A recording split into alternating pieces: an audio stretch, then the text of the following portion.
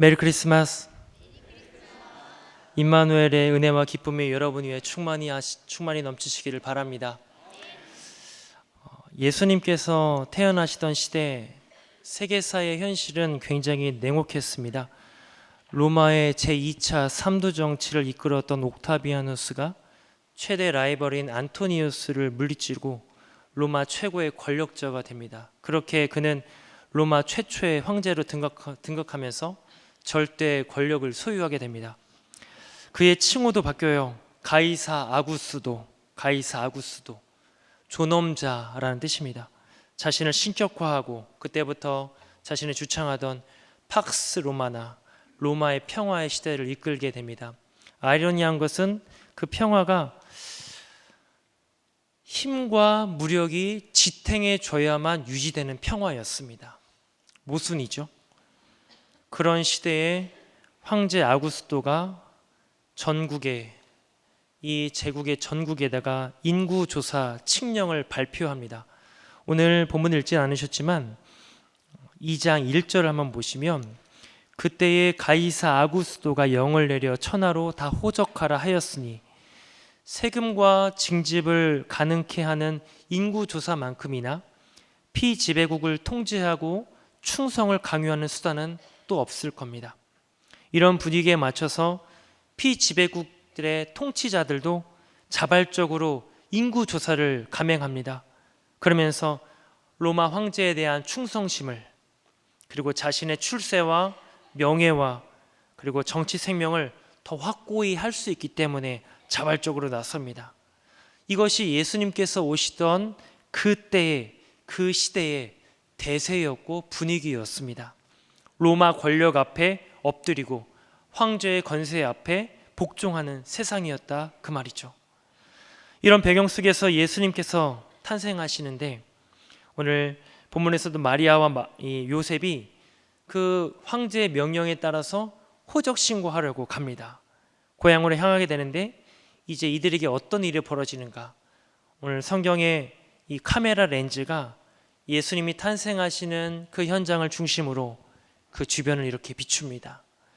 과연 오늘 이 말씀 속에서 성탄의 신비와 그 기쁨은 오늘 우리에게 어떻게 전달되는지 함께 말씀을 통하여 은혜를 나누고 또 기도의 제목으로 삼기를 원합니다. 첫째는 내 인생 무대의 연출가는 하나님입니다. 내 인생 무대의 연출가는 하나님. 황제의 칙령에 모든 사람이 호적 신고를 하려고 고향으로 갑니다. 그 가운데 요셉도 이미 임신한 마리아와 함께 베들레헴으로 향하게 되죠. 본문 4절입니다. 요셉도 다윗의 집 족속이므로 갈릴리 나사렛 동네에서 유대를 향하여 베들레헴이라 하는 다윗의 동네로 그 약혼한 마리아와 함께 호적하러 올라가니, 요셉은 지금 갈릴리 지방의 나사렛에서 살고 있습니다. 다윗의 집 족속이기 때문에 자기 호적을 따라서 베들레헴으로 가야 됩니다. 베들레헴이라고 하는 동네는 남쪽에 예루살렘 옆에 있는 자그마한 시골 마을입니다. 북쪽에 있는 갈릴리 나사렛에서 이 베들레헴까지는 모르긴 몰라도 130, 140km 정도 되는 거리인데, 남성들은 쉽게 갈 수 있는 거리입니다. 그런데 산길을 건너고 계곡을 건너는 이 여정을 만삭인 여성이 가야 된다는 것이죠. 만삭인 여성이. 그런 여정을 황제의 칙령에 의하여서 어쩔 수 없이 등 떠밀려 가야 되고, 더욱이 그 길을 임산부인 마리아가 동행하는데 6절의 내용처럼 해산할 날이 가깝습니다. 이제 산딸이 더 가까운 것이죠. 그런 아내를 데리고 가야 되는 여정, 요셉도 요셉이지만 마리아가 얼마나 힘들었을까요? 이런 생각을 했을지도 모릅니다. 아니, 왜 하필 이럴 때 호적을 신고하러 하는 거야? 그리고 하필 왜 이렇게 먼 거리를 가야 되는 거야? 이런 불평을 터뜨리지 않았을까 싶습니다. 그래서 오늘 2장 1절부터 6절까지의 내용을 쭉 보시면 두 가지 시선을 볼 수가 있어요. 하나는 객관적으로 로마 정권의 악랄함과 정치 역학으로 얽혀있는 위정자들의 간사함과 치졸함을 보게 됩니다. 그리고 두 번째는 주관적인 시선입니다. 이렇게 고달픈 여정을 지내야만 하는 인생 현실의 서러움, 아마 백성들의 모습이었을 겁니다. 자, 그런데 이렇게 주관적이거나 객관적인 시선을 넘어서 오늘 우리는 이러한 인간의 시선만이 아니라 하나님의 시선은 과연 어떠할 것인가? 하나님의 역사 운행의 관점에서 꿈틀꿈틀대는 섭리의 손길을 우리는 느낄 수 있어야 된다는 것입니다. 여러분, 왜 하필 마리아의 산딸이 가까운 이때에 더욱이 갈릴리 가나안, 갈릴리 그 근처로가 아니고 저 남쪽 베들레헴까지 험한 여정을 가도록 했을까요? 왜 호족을 명령해서 이렇게 고생하게 하는 걸까요? 여러분, 왜 굳이 베들레헴입니까? 나사렛 가까운 동네도 되었을 텐데. 미가서 5장 2절 말씀 한번 들어보십시오. 베들레헴 에브라다야, 너는 유다 족속 중에 작을지라도 이스라엘을 다스릴 자가 내게로 나올 것이라. 그의 근본은 상고에 영원에 있느니라.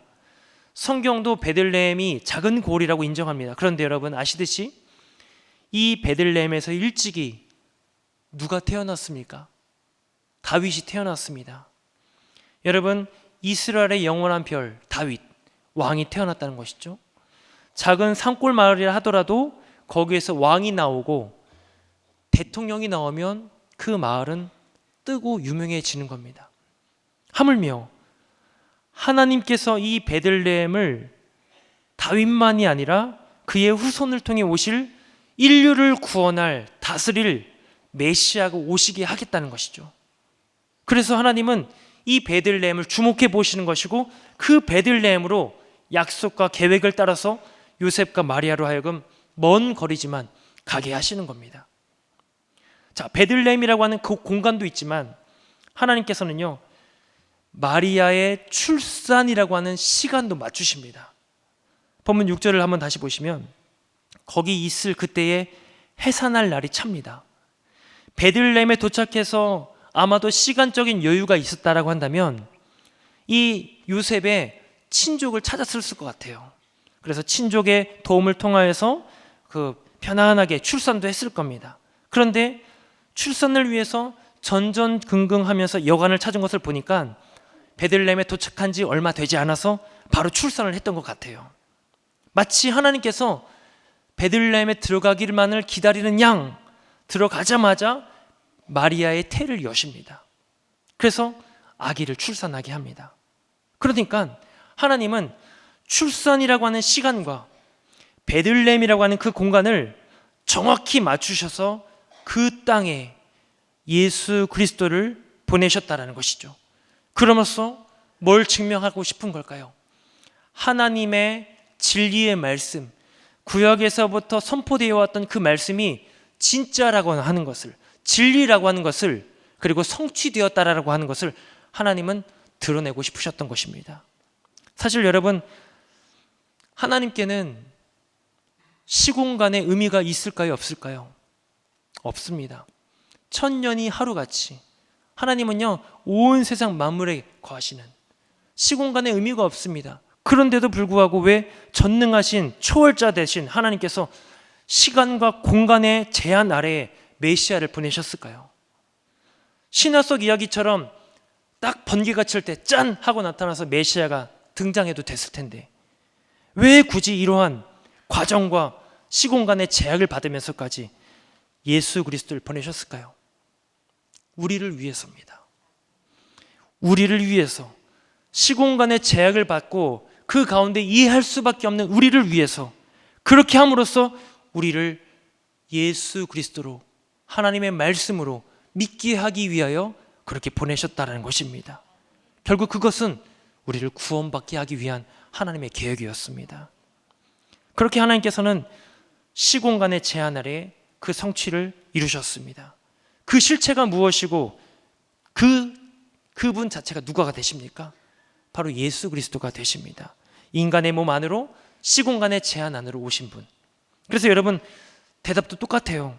왜 예수님이 오셨습니까? 우리를 위해서, 말씀의 실체를 찾는 우리를 위해서, 그 예수를 보고 믿게 하시려고, 그렇게 우리를 구원하시려고 예수 그리스도를 이 땅에 보내신 줄로 믿습니다. 하나님의 궁극적인 목적을 안 이상 이제 우리는 역사적인 어떤 객관적인 인간의 주관적인 그런 시선을 넘어설 수 있습니다. 왜 산딸이 가까운 아내를 데리고 그 먼 거리 베들레헴까지 가야 됐을까요? 왜 하필 이때에 로마 황제는 들어서서 호적 신고를 명령했을까요? 뒤에 가서 확인하고 앞을 보니까 실상은 이 모두가 하나님의 주권적인 역사 운행이었음을 깨닫게 된다는 것입니다. 그렇습니다. 지금도 여러분, 세상이라고 하는 영국 무대 위에는 물질과 권력과 명예가 배우처럼 화려하게 옷을 입고 등장해서 모든 명령을 내리는 것 같아요. 무대 분위기를 좌지우지하는 것 같습니다. 관객들도 그 배우가 무대를 지배하는 것처럼 보여요. 그런데 여러분, 실제로 연극의 흐름을 결정하는 이는 무대 위에 있지 않습니다. 무대 뒤에 있어요. 그 뒤에 있는 연출가가 배우의 대사나 행동이나 등장 시간, 퇴장 시간까지 전부 다 연출가의 손 아래 놓여 있습니다. 세상 무대도 마찬가지입니다. 로마 황제가, 로마 제국이, 그 열강들이 역사를 움직이는 것처럼 보이지만 그 무대 위에 사실 진짜 주인은 거기 있지 않습니다. 무대 뒤에 보이지 않는 우리 인생의, 우리 온 인류의 역사에 연출가가 되시는 하나님께서 역사의 시작과 끝을 주관하고 계신 줄로 믿습니다. 성탄절이 신비롭고 경탄스러운 것이 바로 이 시작과 끝을 잡고 계신 연출가의 솜씨를 직접 경험할 수 있기 때문이죠. 그래서 여러분, 메리 크리스마스의 참된 의미와 기쁨은 지금도 내 인생의 연출가 되시는, 온 인류를 지배하시는 통치자 되시는 그 분이 바로 나를 사랑하시는 아버지가 되신다는 사실, 그것을 오늘 우리가 이 성탄절에서 확인할 수 있게 됩니다. 그렇기 때문에 오늘도 여러분의 앉고 서고 달려가는, 계획하고 주관해가는 이 모든 여정이 결국은 눈에 보이는 어떤 권력에 의하여, 물질에 의하여 가지 않고 지금도 연출가가 되셔서 계획하신 대로 너무도 아름답게 펼쳐내실 하나님의 붙들려 있음을 기억하시고 오늘도 주님께 영광과 찬양 올려드리는 여러분과 제가 되기를 주님의 이름으로 축원합니다. 둘째는, 내 인생 최고의 좋은 소식은 예수입니다. 내 인생 최고의 좋은 소식은 예수입니다. 베들레헴에 도착했을 때 빈 여관이 없었습니다. 결국 출산한 아기가 어디에 누워집니까? 외양간의 구유, 구유라고 하는 말 표현도 순화시켜서 말했지만 여물통입니다. 여물통. 짐승들이 먹는 먹이통. 여러분 한번 생각해 보세요. 만삭의 산모가 먼 길을 와서, 그것도 외양간의 여물통에 아들을 낳아요. 여러분이라면, 아니요, 여러분의 따님이라면 어떠실까요? 저라도 소름이 끼쳐요. 거기에 어떻게 아기를 낳을까? 결코 목가적이거나 낭만적이지 않습니다. 마리아가 수태고지를 받았을 때 천사로부터 무슨 약속을 받았냐면, 여러분 성경을 앞으로 한 장만 넘기시면 누가복음 1장 31절 32절에 나옵니다. 31절 32절 우리 한 절씩 읽어볼게요. 보라, 내가 잉태하여 아들을 낳으리니 그 이름을 예수라 하라.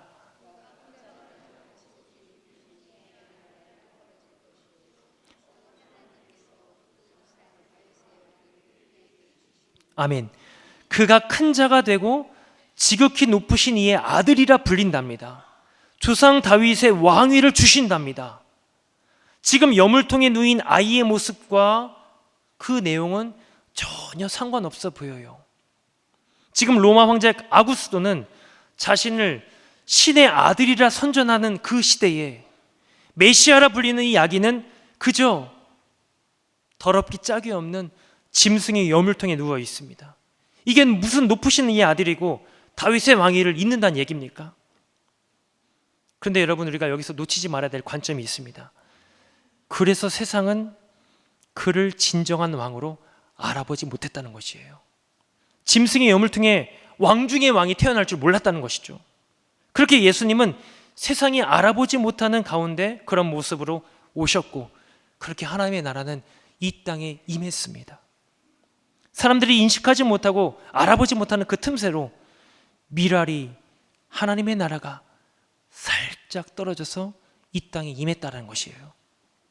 자, 이때 어떤 일이 벌어지냐면 베들레헴 근처에서 양을 치던 목자들에게 천사가 나타나서 한 가지 얘기를 들려줍니다. 다시 오늘 누가복음 2장 10절을 보십시오. 천사가 이르되 무서워하지 말라. 보라, 내가 온 백성에게 미칠 큰 기쁨의 좋은 소식을 너희에게 전하노라. 좋은 소식을 전한답니다.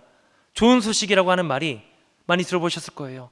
유앙겔리온, 헬라어로 유앙겔리온입니다. 좋은 소식.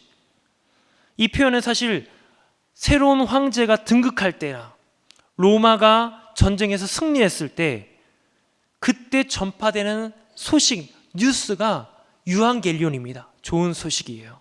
근데 여러분, 이 당시 로마가 외쳤던 좋은 소식 유앙겔리온은 매우 한시적이고 상대적입니다. 로마 황제가 등극을 했어요. 전쟁에서 승리를 했습니다. 그것은 엄밀히 말하면 로마 제국에게만 좋은 이야기입니다. 좋은 소식이에요. 패전국이나 식민지에게는 결코 좋은 소식이 아닙니다. 나쁜 소식이죠. 그들에게 좋은 소식은 뭘까요? 로마가 패했다. 로마 황제가 폐위당했다. 이게 더 좋은 소식일 겁니다. 우리도 마찬가지입니다. 여러분에게 좋은 소식은 무엇입니까? 사회적으로 성공하거나 자녀가 취업에 합격하거나 또는 회사에서 승진하거나 아니면은 주식이 오른다거나 좋은 소식일까요? 좋은 소식이라기보다는 그것은 좋은 일입니다. 나에게 좋은 일이에요. 상대적인 개념이라는 겁니다. 자본의 이동과 균형에 따라서 누군가 돈을 벌면 어느 쪽에서는 돈을 잃어버리게 만들었어요. 그리고 내 성공을 위해서 그 자리로 올라가려면 반드시 누군가를 밟고 올라서야 되는 경쟁 구조 속에 우리가 살아가고 있습니다. 그렇게 성공하고 승진하면 좋죠. 근데 그건 나에게 좋은 일입니다. 오늘 성경에서 말씀하는 좋은 소식은 아니에요. 그럼 좋은 소식이 뭘까요? 오늘 10절 말씀 다시 보시면 이런 표현이 있습니다. 온 백성에게 미칠. 좋은 소식은 그겁니다. 온 백성에게, 나만이 아니라 누구에게나 보편적으로 절대적으로 해당되는 메시지, 그게 바로 좋은 소식입니다. 영원해야 된다는 것이에요. 예수님 사시던 1세기 당시에나 오늘 2000년대를 살아가는 우리에게나 동일하게 좋은 소식으로 들려와야 된다는 것이죠. 그게 뭘까요? 아마도 성경에서 말씀하는 것은 한 가지가 아닐까 싶습니다. 생명에 관한 것이에요. 생명을 살려내고 생명이 피어나는 것. 이것은 내 원수 같은 존재라도 누구나 다 그 생명이 피어나는 것을 좋아할 겁니다.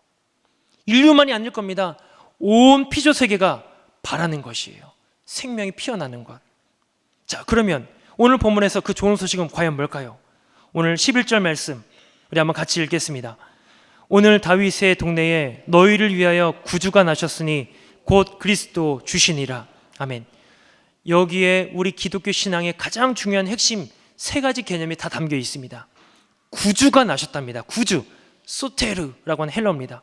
죽어가는 인류에게 생명을 불어넣어줄 구원자가 왔다는 것이에요. 구원자. 구약 성경 내내 목소리 외쳤던 나를 구원할 그 메시아, 나를 구원할 자 누구신가? 바로 그분이 구원자가 오셨다는 것이에요. 두 번째, 그리스도, 기름 부음 받은 자라는 뜻입니다. 구약 성경 대대로 기름 부음 받은 자는 세 부류죠. 왕, 제사장, 선지자. 무슨 역할을 합니까? 하나같이 하나님과 백성들, 하나님과 인류를 연결해주는 연결고리입니다. 생명의 연결자, 중보자라는 뜻이죠. 그게 바로 그리스도입니다. 끝으로 그리스도 주신이라, 주. 여기에서도 큐리오스라고 하는 단어를 씁니다. 주인 주자예요. 주인 주자. 생명의 주인, 창조의 주인. 그러니까 온 이 땅에 생명을 주시기 위하여 구원자로 오셨고 그리스도로 오셨고 그리고 주인으로 오신 분, 그게 누구십니까? 예수예요. 예수. 그렇습니다. 이 세 가지 내용을 전부 안고 계신 분이 오늘 다윗의 동네에 이 시공간에 태어나셨다는 것입니다. 그분인 것을 어떻게 확인할 수 있냐면 12절에 보니까 너희가 가서 강보의 사이에서 구유, 여물통에 누워있는 아기를 봐라. 그게 바로 예수다.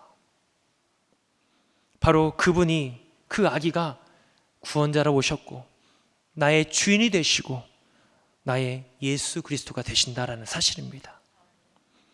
그렇게 이 땅에 그리스도께서 오셨다라는 것이 가장 큰 기쁨의 좋은 소식인 줄로 믿습니다. 우리만이 아닙니다. 지금도 어쩌면 나와 대척점에 서 있는 어떤 원수 같은 존재를 할지라도, 얼굴도 모르는 저 지구 반대편에 있는 사람이라 할지라도 2000년 전에 이 1세기 사람들이나 오늘이나 오고 올 우리 후손들이나 모두 다 해당되는 좋은 소식, 바로 예수입니다. 근데 여러분, 예수님의 사실 모든 생애는 이런 삶이었습니다. 예수님께서 이 땅에 오셨지만 누구도 알아보질 못했어요. 그래서 예수님도 고운 모양도 없고 풍채도 없고 흠모할 만한 것도 없습니다. 광야에 던져져서 시험을 받았고요, 고향에서조차 배척을 당하고 마지막 십자가 현장에서 그 밑에 있는 사람들이 뭐라고 합니까? 당신이 만일 하나님의 아들이라면 내려와 봐라, 너를 구원해 봐라 이야기를 합니다. 이 땅의 수많은 아기들은 살기 위해서 태어납니다. 그런데 유일하게 한 아기만은 죽기 위해서 태어납니다. 왜 그럴까요? 여러분과 저에게 생명을 불어넣어 주기 위해서. 그렇게 예수님은 십자가의 죽으심으로 우리의 구원을 이루시고 생명을 살려내셨습니다. 온 인류에게 생명을 주러 오신 예수 그리스도, 이것이야말로 진정 유앙겔리온, 좋은 소식일 줄로 믿습니다. 여러분과 저에게 가장 큰 기쁨의 좋은 소식이 되시기를 축복합니다. 그래서 이렇게 우리가 기쁨의 성탄절을 맞이하면서 사실 이 땅에 펼쳐지고 있는 성탄절의 모습은 조금 마음이 아픕니다. 예수님께서 중심 되셔야 될 그 자리가 떠밀려 나가 있어요. 그 자리에 파티와 캐롤송과 흥겨운 분위기가 중심이 되는 성탄절의 그런 분위기, 이제는 우리가 바꿔가야 되겠죠. 바로 나부터가, 우리 가정에서부터가 이 성탄의 계절에 예수님께서 낮고 천한 이 땅에 이 한계 안에 들어오셔서 결국 여러분과 나를 살려내기 위하여 몸부림치시는 그 예수님의 그 중심적 본질을 가지고 오늘도 이 땅에 나아가신 여러분들의 모든 걸음 속에 가장 큰 기쁨의 좋은 소식이 이젠 여러분들의 입술을 통하여 만방에게 선포되고 전달되어지기를 주님의 이름으로 축원합니다. 끝으로 셋째는 내 인생을 결정짓는 하나님의 긍휼입니다. 내 인생을 결정짓는 하나님의 긍휼. 밤중에 양떼를 지키던 목자들에게 천사가 나타나서 얘기를 합니다. 오늘 9절을 보시면 주의 사자가 곁에 서고 주의 영광이 그들을 두루 비추매 크게 무서워하는지라. 크게 무서워한답니다, 목자들이. 여러분, 이 무서워한다는 표현도요, 단순히 그냥 공포심에 떨리고 무서워하는 그런 개념이 아닙니다. 하나님의 엄위한 거룩함 앞에, 하나님의 심판 앞에 인간적으로 본연에 떠는, 두려워할 수밖에 없는 그런 모습, 그게 바로 여기 무서워한다라는 표현입니다. 기본적으로 죄악 가득한 세상은 어둠에 꽉 잡혀 있기 때문에 빛이 비추면 그 안에 죄가 드러날까 봐 두려운 겁니다. 자, 근데요, 이 두려움이 전부가 아니라 그 다음에 나오는 행동들이 있어요. 어떤 행동이 있을까요? 빛이 비추니까 그 빛 앞에 다 노출이 돼서 까발려져서 어쩔 수 없이 그 빛으로 나아가 그 빛 가운데 살아나는 사람들이 있는 반면, 빛이 비추니까 그 빛을 거부하고 거절하고 더 깊은 어둠으로 들어가는 사람들이 있었습니다. 여러분, 이 빛이 누굴까요? 궁극적으로 예수 그리스도를 가리킵니다. 요한복음의 표현을 빌리면 참빛, 세상에 와서 각 사람에게 비추는 빛, 바로 복음이자 예수 그리스도인 것을 가리킵니다. 자, 그 예수님 앞에, 복음 앞에 거절하고 거부하는 이들, 헤롯이나 종교 지도자들 다 거부를 하죠. 그래서 그들은 철저히 어둠 속에 있다는 것을 반증합니다. 자기들이 어둠 속에 있다는 것. 여러분, 아직까지 예수를 거부하고 예수 밖에 살고 있다고 한다면 그건 내 인생의 암흑기다 생각하시면 됩니다. 감사한 것은 이 자리에 계신 분들은 암흑기를 지나 황금기를 살고 계시지 않습니까? 예수 밖에 살면 그건 다 암흑기예요. 그러나 반대로 빛이 비춰지자 빛을 받아들이고 빛 가운데 나가는 자들, 그들은 오늘 본문에서 누구냐면 바로 목자들입니다. 자, 여러분, 목자들이 무슨 말을 하냐면 15절을 보십시오. 천사들이 떠나 하늘로 올라가니 목자가 서로 말하되 이제 베들레헴으로 가서 주께서 우리에게 알리신 바 이 이루어진 일을 보자 하고, 목자들의 말 속에 이런 이야기가 있습니다.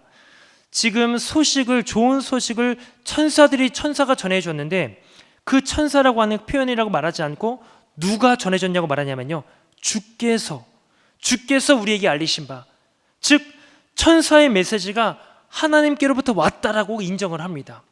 그리고 그들이 했던 말, 이 이루어진 일을 보자. 여기 이 일이라고 하는 표현도요, 단순히 어떤 일들, 행동들, 모습들이 아닙니다. 레마예요. 레마. 말씀이란 뜻입니다. 말씀. 즉 주께서 우리에게 알리신 바 이 이루어진 말씀을 보자, 그 말입니다.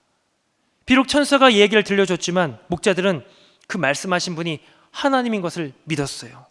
그 말씀을 분명히 이루어지고 있음을 확신하고 베들레헴으로 가겠다는 것이죠. 자, 어떻게 이 베들레헴의 목자들, 이 믿음이, 이런 순종이 나올 수 있었을까요?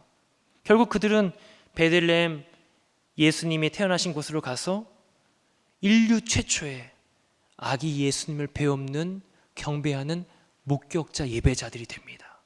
그리고 일어나서 하나님께 영광을 올려드리고 찬송하는 생애로 바뀌어지게 됩니다. 어떻게 이게 가능했을까요? 여러분, 끝으로 오늘 본문 바로 앞에 있는 누가복음 1장 78절 79절을 우리 한번 같이 고백하겠습니다. 78절 79절입니다. 이는 우리 하나님의 긍휼로 인함이라. 이로써 돋는 해가 위로부터 우리에게 임하여 어둠과 죽음의 그늘에 앉은 자에게 비치고 우리 발을 평강의 길로 인도하시리로다 하니라. 아멘. 사랑하는 여러분, 하나님의 긍휼이 그것을 가능하게 했습니다. 우리로 죄를 용서받게 하시고 어둠과 죽음의 그늘에 있는 우리가 빛과 생명의 자리로 나아갈 수 있어서 평강의 길로, 샬롬의 길을 걷게 하신 것, 하나님의 긍휼로 인함이라. 이 믿음의 고백이 오늘 이 성탄의 귀한 즐겁고 행복한 자리에서 다시금 새롭게 외쳐지고 고백되어지기를 축복합니다. 하나님의 긍휼은 우리를 살린 것만이 전부가 아니에요. 우리를 그렇게 구원하신 이상 끝까지 하나님께서는 포기하지 않고 구원의 완성까지 하나님의 긍휼을 베푸셔서 우리로 하여금 그 길을 나가게 하실 줄로 믿습니다. 이젠 우리가 성탄의 그 신비를 목격한 자들이 되어서 이젠 우리도 이 목자들과 같이 그 성탄의 그 비밀을 실어나가는, 전파하는, 가장 큰 기쁨의 좋은 소식을 외치는 복된 아름다운 걸음 되시기를 주님의 이름으로 축원합니다. 기도하겠습니다. 이 땅의 죄와 죽음으로 고통받는 우리에게 생명을 주시고 생명을 피워내시려고 아기 몸으로 오신 예수 그리스도를 찬양하며 경배합니다. 오늘도 내 인생에 크고 놀라운 역사를 펼쳐가실 주님을 나의 구주, 나의 왕, 나의 주인으로 고백하고 주님 말씀에 순종해 나가는 저희가 되게 하여 주시옵소서. 성탄의 기쁨을 우리만 누릴 것이 아니라 우리의 삶 구석구석에 실어나르며 하나님 나라를 펼쳐가는 저희 되게 하여 주시옵소서. 성령이 도우실 것을 믿사오며 예수 그리스도의 이름으로 기도하옵나이다. 아멘.